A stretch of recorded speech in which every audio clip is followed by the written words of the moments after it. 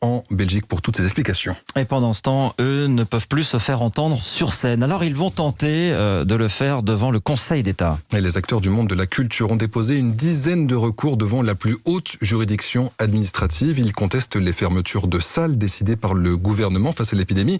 On parlait de scènes parce que cela concerne notamment les théâtres, mais en fait, ce sont de très nombreux lieux qui sont concernés, Diane Chenouda.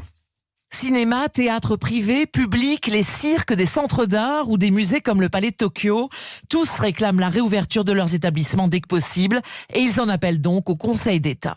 Adrien Devanne est le directeur du théâtre Paris-Villette. Pourquoi ? Tout simplement parce que personne ne comprend le choix qui a été fait de laisser aujourd'hui les théâtres, les cinémas, les musées, qui sont parmi les lieux où les règles sanitaires sont le mieux respectées. Pourquoi ces lieux-là ont d'une certaine manière été sacrifiés et pourquoi aujourd'hui on peut assister à un office religieux mais pas à une représentation de théâtre.